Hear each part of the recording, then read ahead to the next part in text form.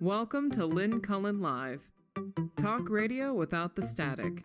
Email your questions and comments to lynncullenshow@gmail.com. And now your host, Lynn Cullen. No.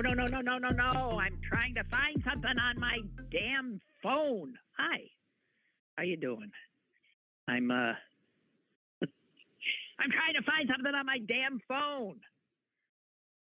You hear the Wisconsin accent there? Phone?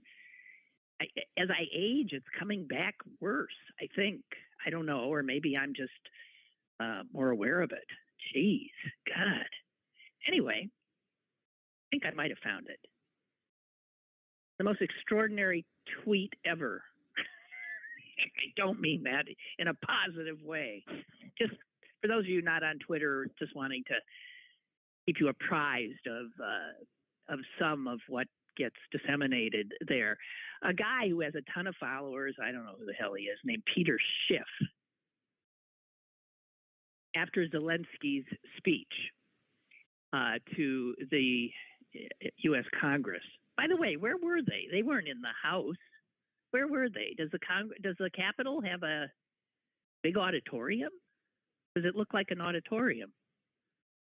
I'm just asking. And I know if I watch TV news like I used to, I would have listened to people explaining where the hell they were. But that was not the House of Representatives. I don't think. Anyway, I digress upon digression upon digression. Here is what this jerk tweets after after the Ukraine president's speech. I understand times are hard, but doesn't the president of Ukraine own a suit? I don't have much respect for current members of the U.S. Congress either, but I still wouldn't address them wearing a T-shirt. I wouldn't want to disrespect the institution or the United States. Yeah. Can you imagine that being your takeaway from the speech? Somebody suggested if this guy bumped into Jesus, he would say, "Oh my, what's with the sandals?"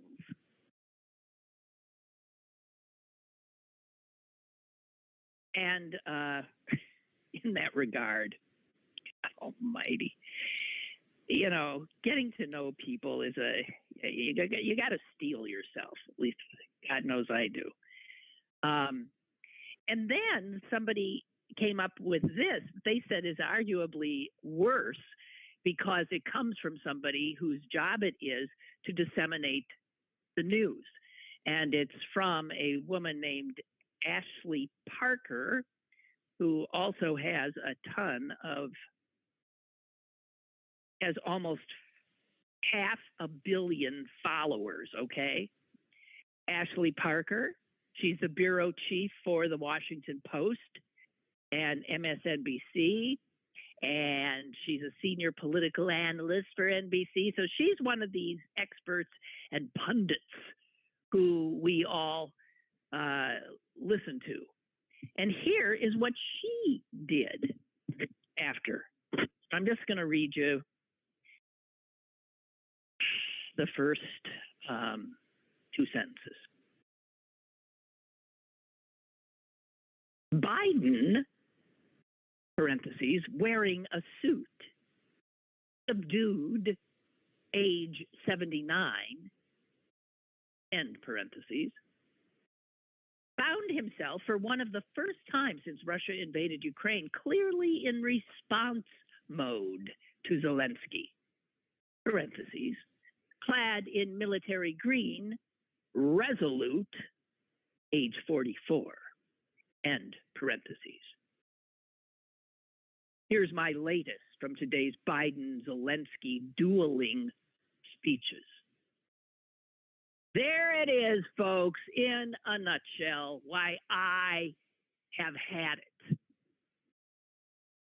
with even what is supposed to be legitimate news reportage in this country. First of all, I was not aware that the presidents of Ukraine and the United States were dueling yesterday. Were you? I also don't have a clue why this woman thought it was important for us to know what each was wearing, what their age was, and then her own subjective determination of their affect. And setting this up as she does, and this is the Washington Post person who decides. She's the bureau chief. That's a hugely important decision. And here she is setting up the big events of yesterday as a duel, which, hey man, you got to do it because people like good, bad, people like rooting for one or the other. People don't want nuance. So let's set this up as old versus young. Let's set this up as subdued T-shirt wearing young guy and this old suit wearing. What was her characterization of Biden? It is so annoying. But it's more than annoying because this kind of mindset in our current journalism is helping to pull us apart, is helping to create constant tension when there's no need to create tension. There's tension enough. It does not have to be manufactured like this.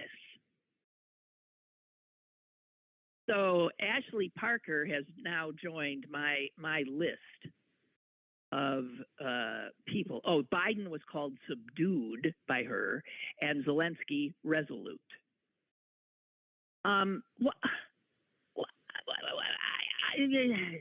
Maybe you can come up with any reason whatsoever that lets Ashley effing Parker off the hook here. Wow.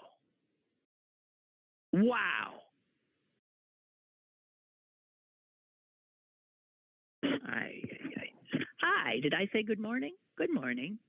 I'm sorry, I was just reading that when you showed up. It's March 17th. The sun is shining at the moment. The prognosticators say that will end. But there it is. Oh, and speaking of the sun, I just got to go here real fast.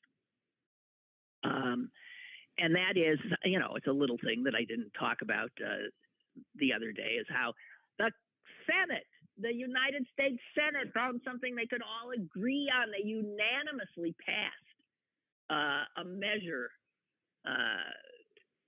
which would, I forget the idiotic name they gave it, like Saving the Sun Act. I don't know what it was. That's another thing I can't stand, that naming everything, which generally speaking, none of us civilians, ever remember or give a damn about.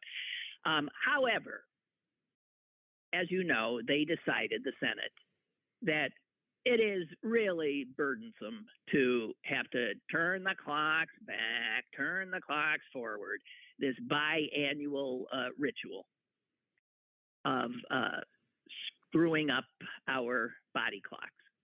So the Senate passed this thing saying, enough, and we will now simply have daylight savings time all year round. So we're going to just, whatever we're doing right now, that's what it's going to stay. They didn't really even, have arguments about this.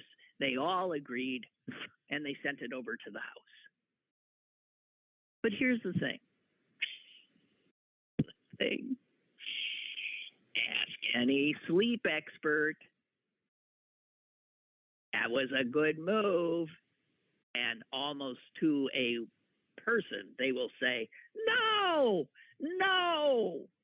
If you're going to set one time, it's not daylight savings time. It should be the time. It is the standard time that should be the time, you numbskulls. You got three choices. Standard time,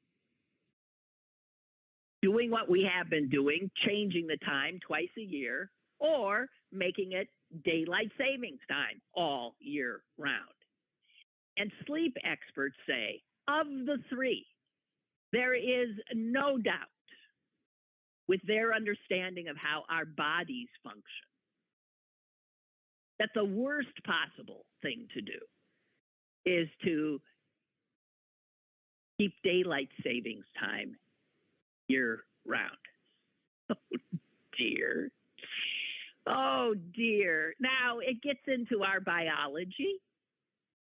And I know I said I wasn't going to listen to experts anymore, but when I know nothing about a subject, I tend to listen to them and give them some deference, especially when they are of one mind.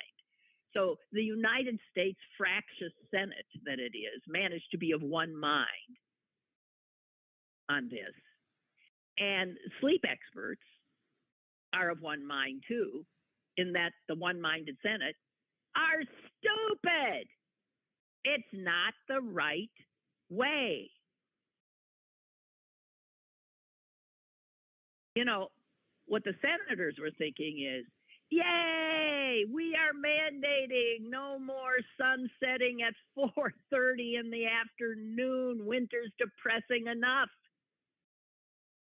And no more losing an hour of sleep every spring.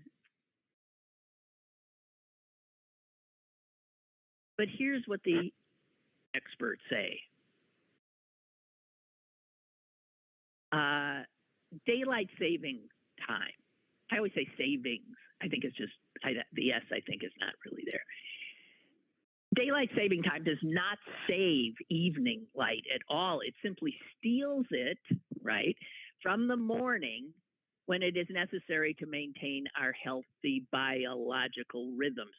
Whether we want to admit it or not, we are animals, and our biological clocks are set to standard time, the time that has existed, I guess. Well, I don't know, since some point we had to decide who the hell first decided what time it was. Anyway, never mind. That's another subject. But these sleep people say our body clocks don't adjust to daylight savings time very quickly. And you might feel jet lagged, and people do, but even after months, our body clocks are still struggling because there is this discrepancy we've created between the environmental clock and the body clock. So this body clock, called the circadian clock, is a pretty important part of our biology. It also regulates rhythms in other parts of our body, like the cells of our heart, like cells of our liver. Who knew? And by altering this natural circadian rhythm, we're throwing off the biological rhythm, and that can have long-term effects.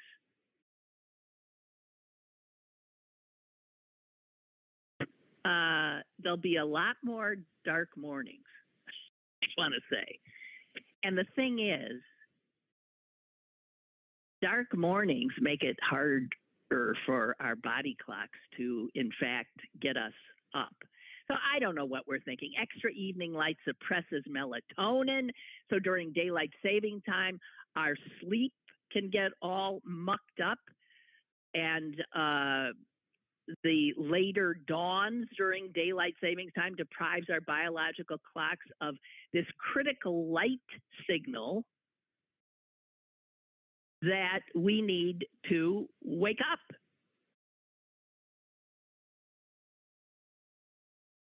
And the people who study sleep say that this circadian misalignment has been shown to have adverse effects on our moods, on our cognition, cardiovascular functions, metabolic functions, and it's like putting us in a perpetual state of jet lag. And so I'll just quote one expert. The current enthusiasm for permanent daylight saving time is grossly misguided. Grossly misguided. There should have been more of a discussion. Shouldn't have been unanimous. Everybody advocates a permanent time, but this difference between 1 hour back or 1 hour forward, well, this is not so clear. We need further debate on what we're willing to have in terms of health consequences, public safety consequences, and a lot of other stuff. The Senate dealt with this like it does naming a post office, right? That's what they did. So I just want to say that, and that was not particularly important, but I said something about the sun, and it got me in that direction. Excuse me why I guzzle something. Oh, great local obit. Where is it? Where is it? Can't find it right. Where is the great local obit I got? I don't know. And I think this one is making the rounds. You see what's happening now is people now knowing that obituaries are a potential for getting a lot of attention. It's actually good because we're getting better obituaries. And I, as you know, have always appreciated a good obituary. Well, damn it. I have no idea what I did with it. God. It's sometimes getting old. But of course, I take that back. I take that back because every time I can't think of something or where'd I put that, and I think, oh, geez, here it comes, becoming a demented old person.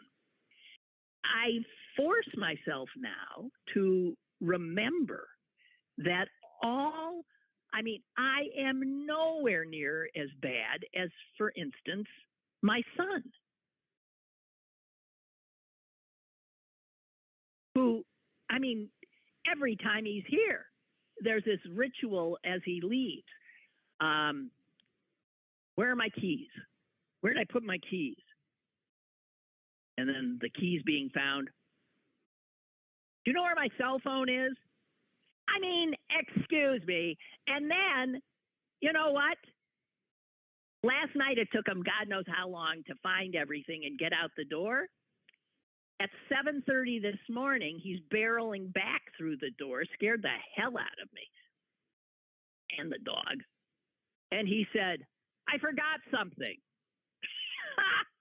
And I got to tell you, I'm nowhere near that bad. I found the obit. This is an obituary for Linda L. Bailey. Okay, and this is from the Boyland Funeral Services in Cranberry. I won't read it all. I'll just read the really good part at the top. And I don't know, does anyone know what a rum chata is? I don't know if I'm pronouncing that right. There's 2 words. It's obviously an alcoholic beverage. And there, I've already mispronounced it or pronounced it, but now I will go forward. Linda L. Bailey, 72, passed away peacefully at her home in bed on March 8, 2022. It is believed it was caused from drinking too much rum chata to help her cure her illness. She left behind a hell of a lot of stuff to her son and daughter who have no idea what to do with it. So if you're looking for a lot of antiques, furniture, a 2021 Buick Enclave with 5,000 miles and a ton of shoes and purses, you should wait the appropriate amount of time and get in touch. Tomorrow would be fine. This is not an ad for QVC, HSN, or Amazon Prime, which their services will be going down after the loss of this VIP customer. No, this is an obituary for a great woman.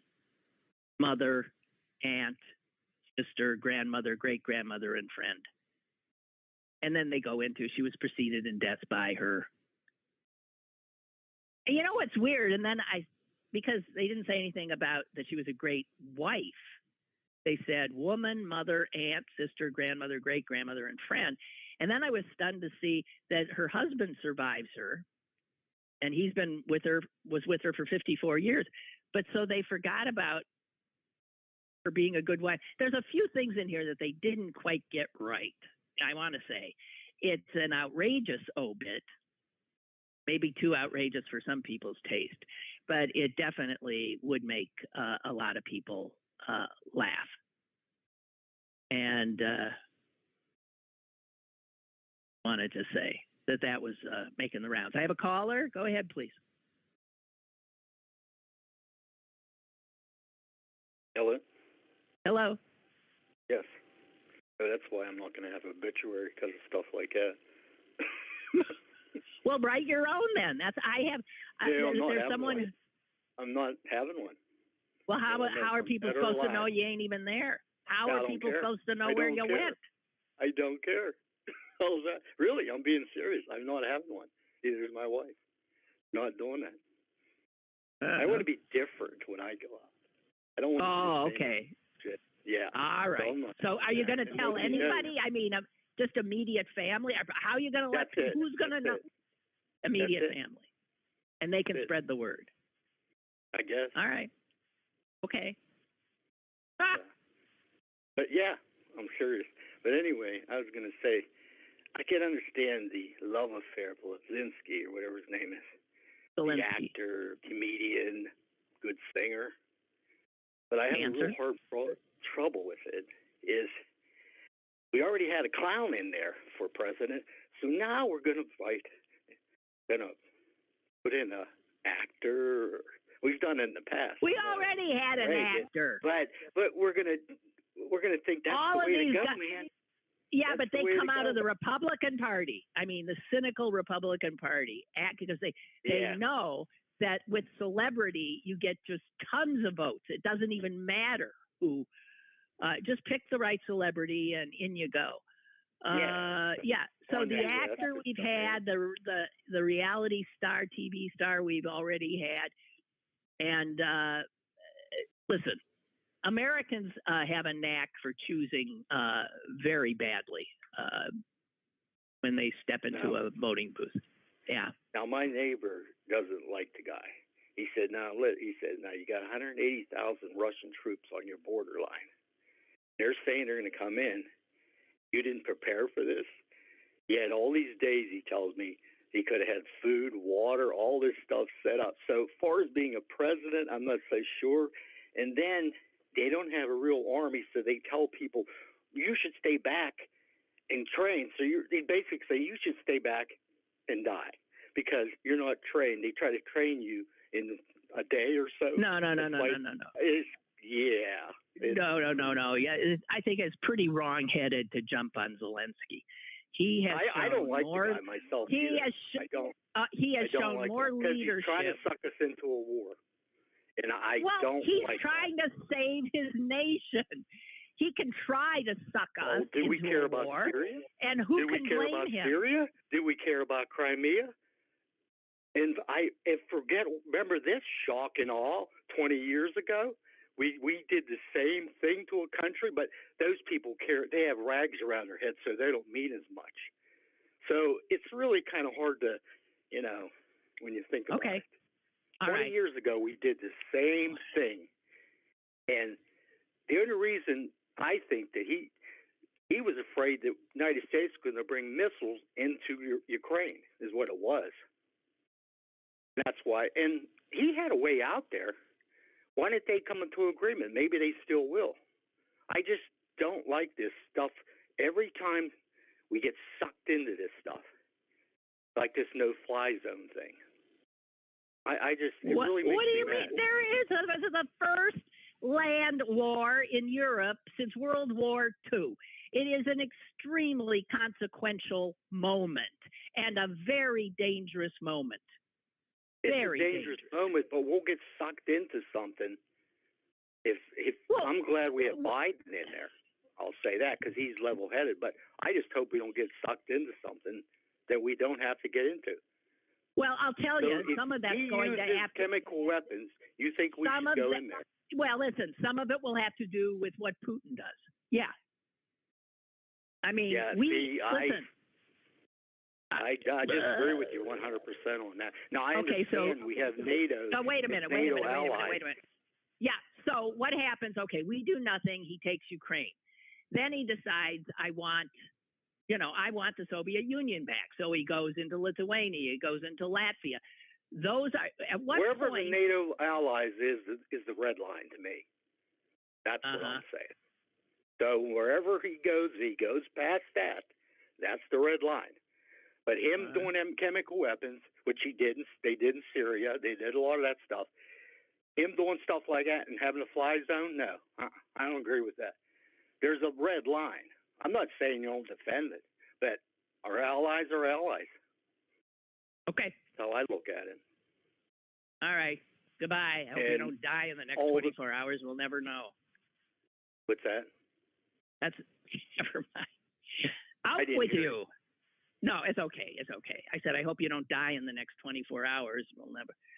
You'll never know. Okay. Well, we'll know because it'll be more silent here on the program, right? I'm probably the only one who calls you anymore. Tell me about it. Okay. Goodbye. Bye-bye. Goodbye. Bye. Yep. Yeah, okay. And I just want to say in regard to his last statement, the show is often only as good as, people who contribute to it. Unless you really want to listen to me yabble and platter on. I think I got those wrong, yabble and platter. Probably yatter and plavel. No, what was it? Yammer and, I don't know. God dang it. Boy, why did that upset me so much? Because I love Zelensky. I love him. You hear me? I love the man. History came calling. And he rose to the occasion.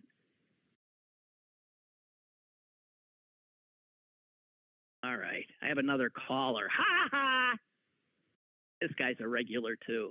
I love hearing from people who I've never heard from before. I'm sorry. I'm not one of those. That's okay. No, you're not, but go ahead. Hey, welcome. Wasn't that caller that you were talking about? When you said, hey, you're acting very positive these days. Yeah, that was the caller who was positive. Yeah, because I agreed with you. It's like, yeah, usually he's like, oh my, world's ending. I don't care. Blah, blah, blah. And he was really, really like, I was like, I want to have what he's on, you know? Yeah, he's a lot more, he sometimes, he doesn't fall for like the doom and gloom, like, don't worry, Trump won't be reelected. Don't worry, this is going to be okay.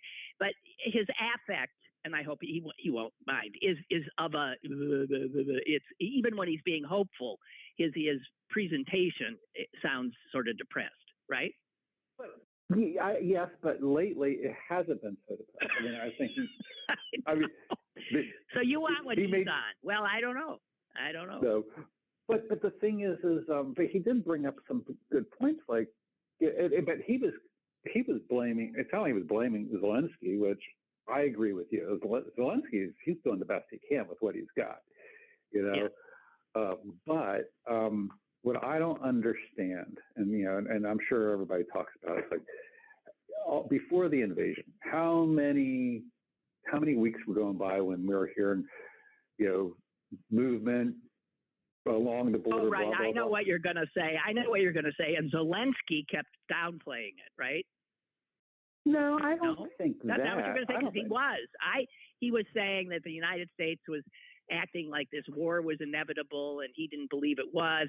And some people were suggesting he didn't want to panic his population.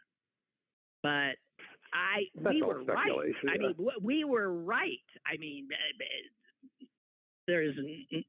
obviously we were right. But my question is, and nobody knows the answer except for the powers that be, who will probably never say it. It's like, I'm thinking, were they not preparing for this at all? Sure they were. You know what I mean? Of course they were. And how can you belittle the Ukrainian military when, in fact, it has done an extraordinary job, and the ragtag civilians who have joined up are doing a brilliant job. Brilliant. I'm not being very clear. I wasn't questioning Ukraine. No, that was aimed at the previous call. NATO. No. I'm aiming this at NATO. What the hell? I mean, were they just sort of like going to plan on reacting? I mean, that's what we've always done. Yeah, but we're rarely proactive. And when we are proactive, like in Iraq,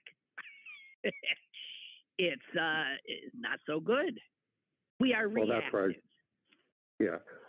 And my question, though, is, or not the ship sailed. I mean, Putin has already threatened nuclear bombs or nuclear war. He really has. Mm-hmm. So the question is, do we just say, oh, he made the threat, so we're just going to like we can't risk that nuclear war. But the thing is we just go, he can use that to take over the next that's right. country and the next yes, of course.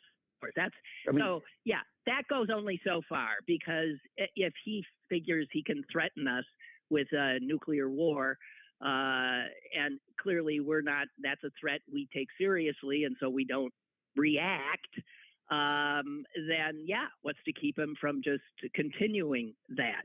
But that's listen, I came on this interesting thing. You think that the folks that are in the position of having to make these decisions and choices of what do we do, how do we respond, what are the possible consequences, pro and con? Can you imagine? I said yesterday, can you imagine being one of these people who really have to decide what to do?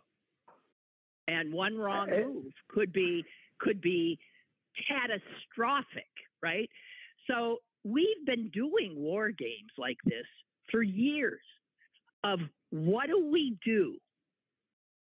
NATO's been doing them. Europe does them. We do them. What do we do if we're in a position like this?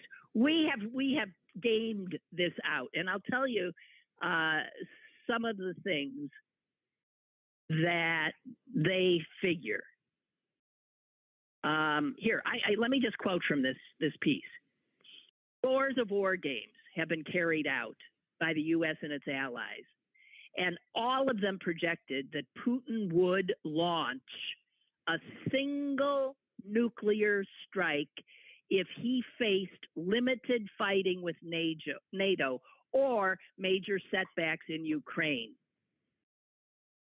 So all of the people who we are tasked with figuring out what to do, every time they play a war game, they do think he will use a nuke. Not all of them. He's not pressing the button that's going to go and knock out every American city. They say a single nuclear strike. They do think he will do it. He's not Khrushchev. And any nuclear strike would immediately mean, what do we do? And here's another terrifying thing. Recent advances in short-range missile technology means that leaders have as little as a minute or two to decide whether or not to launch.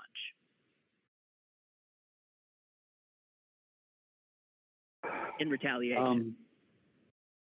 And that's with only limited information from the ground or whatever we believe. And they only, that's why they game these things out, so they have some sense of what maybe they would do.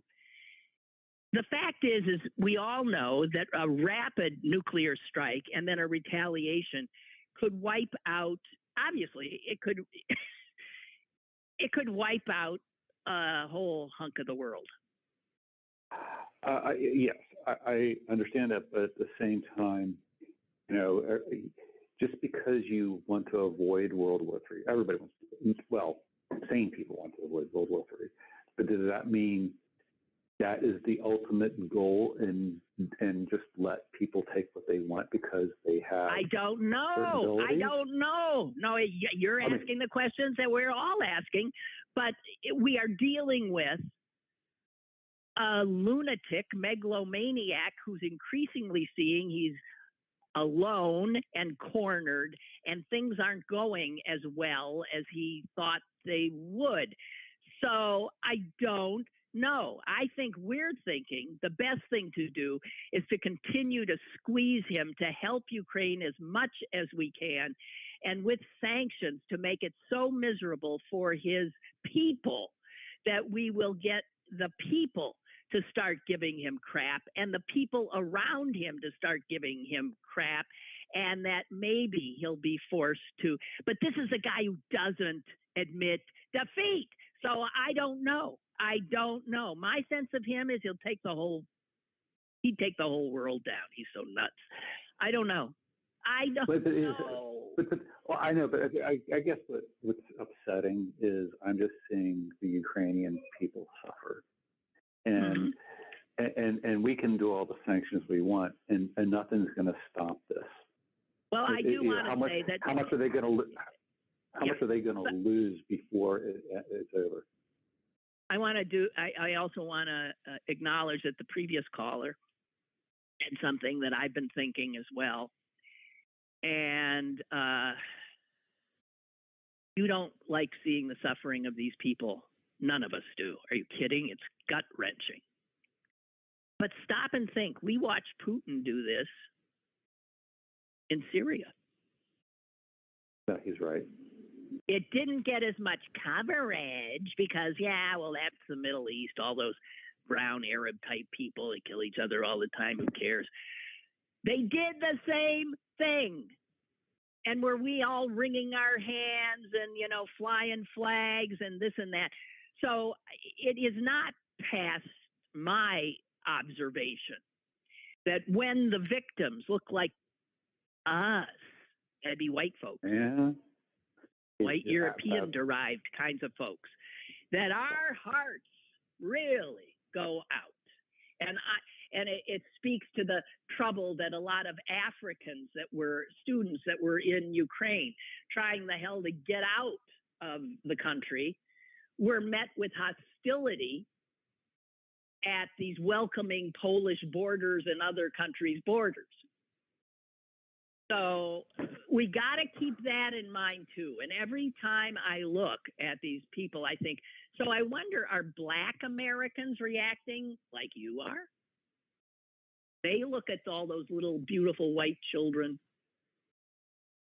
and white women and white families, and do they connect as much as you do? That is a fascinating thing to think about, and it's a terrible thing to think about too. Well, but I mean, clearly, I suspect it's human, generally human nature, that when you see yourself, you see yourself in the victim that you're seeing on your television. Your response is much, much greater. And it's just, I think, human nature. Better humans don't maybe have that response. They see a human being. But most people, I think, have a more tribal and racial identity. I don't know. But I've been thinking about it a lot. But what you said earlier about, we're hoping that the Russian people stand up to Putin, and I hope so too. But from a historical perspective, and as a people of that world, these people have been bullied forever, and I mean, from the czars to what they've never known centuries. Never known democracy, right? Yeah, so it just made them beaten out of their DNA over centuries, and I just don't know, I don't know if they're mentally, emotionally capable of standing up, because it's just the way it is. You know what I mean? Yeah, it's despair. I agree. I agree in part. There's clearly, and the information they have and that they're getting is incorrect.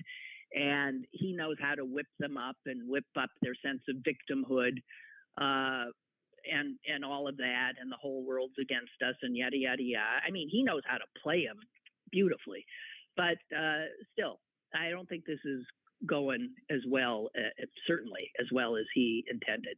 Hey, thanks for the call. I want to. All right. Thank you. Have a nice weekend. Yeah, you too. Bye. Bye-bye. Bye. So I also want to point out something that's blown my mind.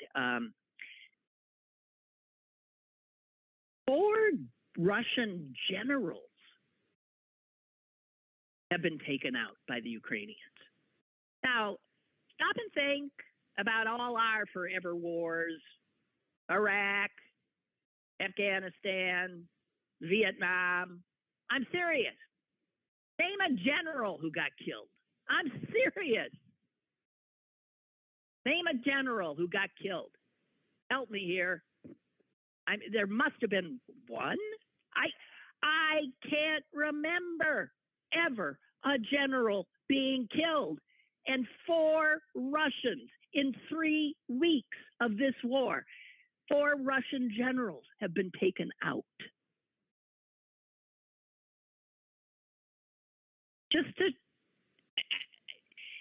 so much for, people saying, those Ukrainians, the ragtag idiots, they don't know what they're, what the hell? And it also suggests that generals in the Russian military are closer to the fighting, I think, than our generals are. I think our generals are sitting in pretty comfortable, highly secure places, not out in the field. I don't know, but if you could, I mean, really, kudos to anyone who could give me a general killed, KIA, okay, recently, post World War II. And that I'll throw in Korea, okay? Throwing in every friggin' war since Korea.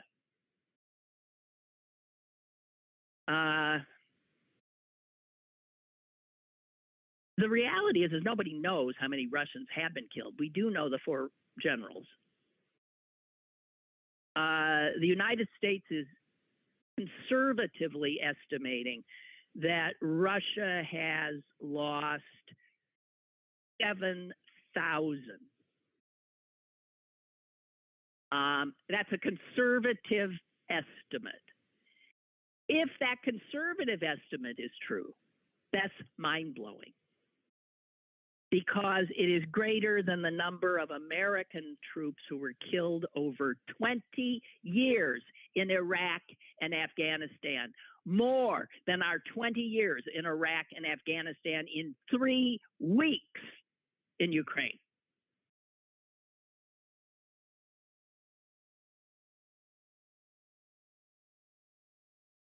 And the impact of that on the morale of the still alive cannot be discounted. And military experts say if these numbers are correct, And by the way, the Ukrainians are saying that there's as many as 14,000 dead on the Russian side, which we think is too high. But this takes their ground forces and puts them in leaderless disarray, which is why Putin increasingly is going to the sky, which is why we need to get Ukraine more missiles to take those planes out and more jets. And here's another indication that things ain't going well, that Putin is unhappy. The Russian news agency has reported that Putin has put 2 of his top intelligence officials under house arrest. These are the 2 stooges who told him everything he wanted to hear. These are 2 of the stooges sitting 500 feet away from him in a big room. And when he said, essentially what they all knew their job was to tell the guy what he wants to hear. And so these intelligence guys told him what he wanted to hear. The Ukrainians will welcome you. You will be in and out in like a few days. I mean, they're just going to fold immediately. And it didn't happen. And now these 2 guys are looking at falling out of windows or being poisoned or just flat out being executed. And then you got to figure the other yes men all around him, seeing that, got to be getting nervous too. So there's all these variables that are, human nature and people, trying to save themselves. And who knows what's going to happen here?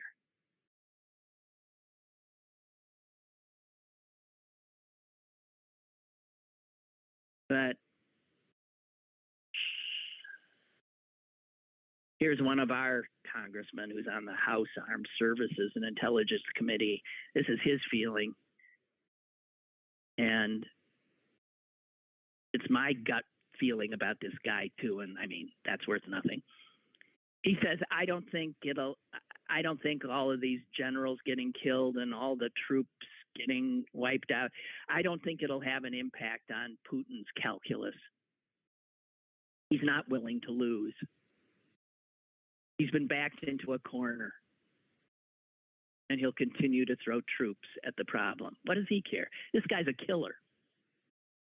Kills his own. He has no problem killing his own. So I don't know.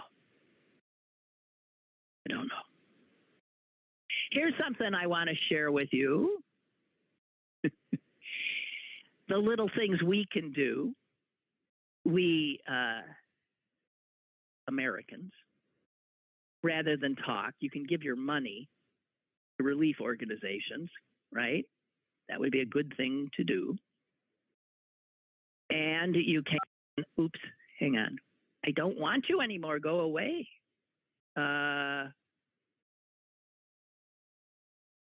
Excuse me. I didn't mean to say that. I mean, I can't help myself.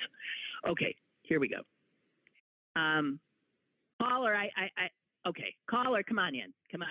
But I do have to go someplace else here. Okay, hello? Hello? Hello? Caller, you there?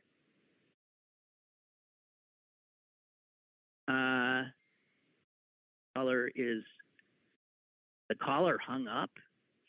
Here's the thing about calling. You got to hang on there a little bit, okay? You could call back. Okay, I just want to point out that we now know that, sanctions can have an effect, not as great an effect as we maybe want them to, but it'll make prices go up. It makes the Russian people suffer. But frankly, right now, we don't give a damn. Because even if the Russian people can't buy the things they want or, end up standing in lines to get food like they used to in the Soviet Union, tough shit. They ain't getting bombed. Okay?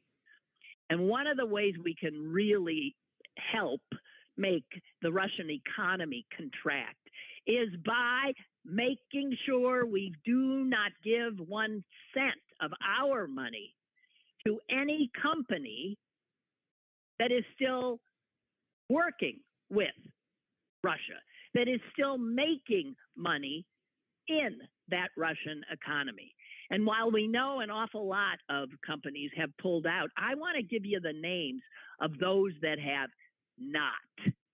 And even knowing that what we're trying to do here, I want to give you the names of the corporations that are putting their profit over the lives of the Ukrainian people.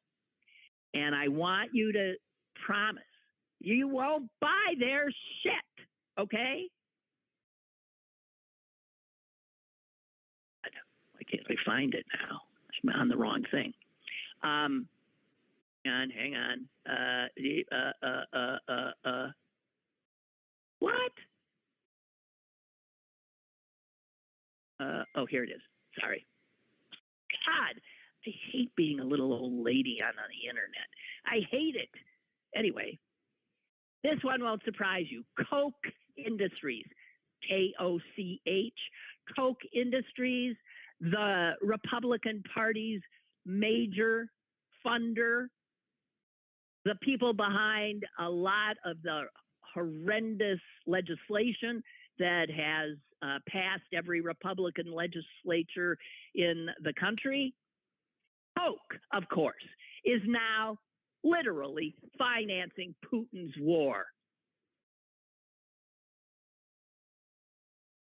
Let me tell you some of the things. You're thinking, well, what do Koch Industries?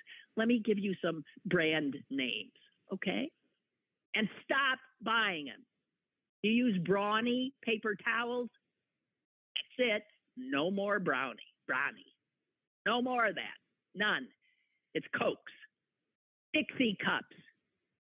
Quilted Northern toilet paper. Stop buying it. There's plenty of others to choose from. Oh, but I especially love my triple ply Quilted Northern.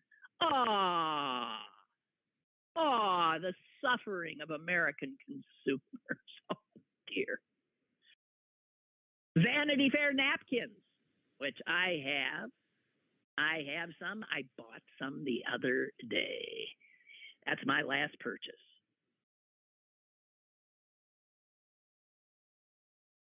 Georgia Pacific Lumber. Don't buy another pair of Reeboks. Metaphorically, they are being used to stomp on the Ukrainian people. These are companies that, knowing what's going on, continue to make money. You do not have to be a part of that disgusting transaction. A big corporate entity called Authentic Brands Group. They own Aero Postal, Eddie Bauer, ladies and gentlemen, Brooks Brothers, 9 West. Get your clothes somewhere else and stop eating Cinnabon and stop eating Auntie Anne's pretzels. I only see those at the airport. Stop it.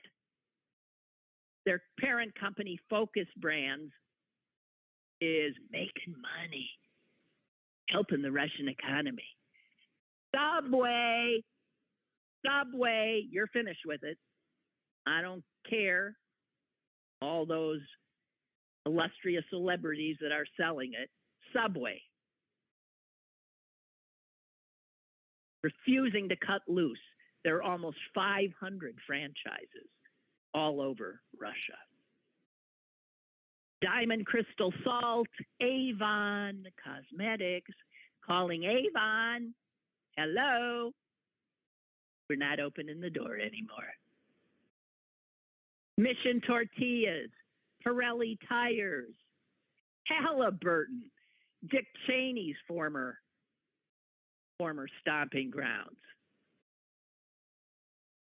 Wow. There's a bunch of advertising agency, BBDO. There's that ad on TV.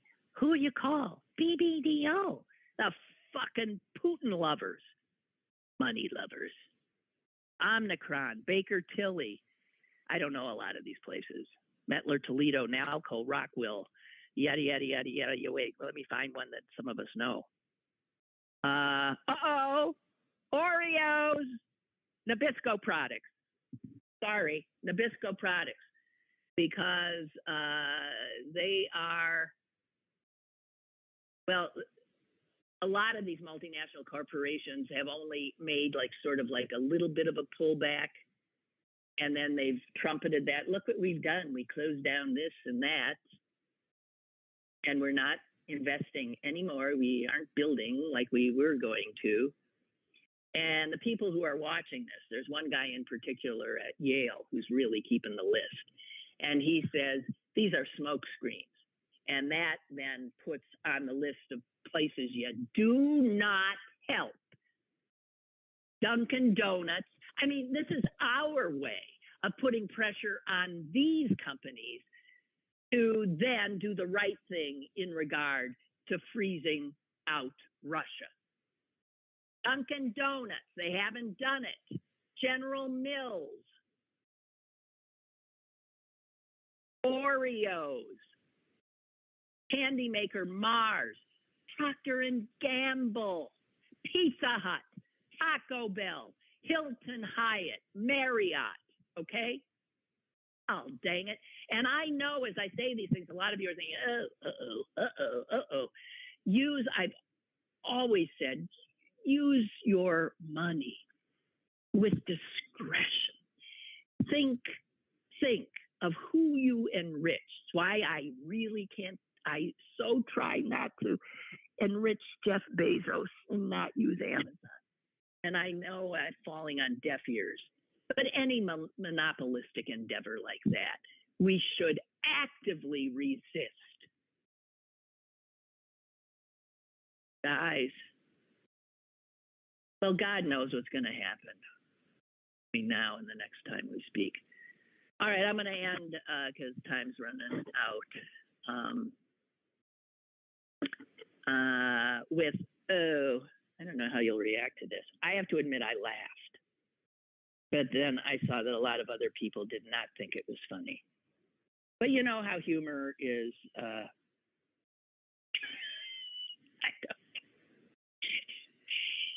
humor is subjective. So let me let you know. Did you know that Mike Tyson is cashing in on the fact that marijuana has been legalized in a lot of states for recreational use? I mean, you go to a lot of states. You cannot imagine if you go into, I mean, in Illinois and California, I have been in these places, and it's just ridiculous, the products that are available. Well, Mike Tyson has he's got a marijuana brand, and he's just put out some edibles where you don't smoke the stuff, you eat it in little like gummy candies. And I'm looking at the candy. It's called Mike's Bites. And yes, indeedy, the candies are shaped like an ear, E-A-R, an ear. And there's a little bite out of the tip of the top of the ear. For those of you who don't understand the joke here, in a boxing match with Evander Holyfield, right? Evander Holyfield. Tyson bit his ear off. I mean, blood spray. He bit his ear. I don't think he swallowed it. Did he? Spit it out. Good God. So that's the joke. And these things are apparently selling like hotcakes. So you can have a little Tyson ear, Mike's Bite, with modeled on Evander Holyfield's ear after the fight. Some people think it's disgusting. And a lot of people have suggested that a percentage of the profits that Tyson gets from this should be earmarked for Evander Holyfield. Right? All right, that's my last little bit. Thank you all. I am now on a 3-day weekend. Hear me? A wishful Freudian slip there. I almost said 3 week. A 3-day vacation. I mean, oh, shut up. Okay, listen, I told you I'm having trouble sleeping. And so this is sleep deprivation, not old age. I know where my cell phone is. I know where my keys are. Okay? Have a good one, you guys. And stop enriching these son of a bitch international corporations. Please. Thank you.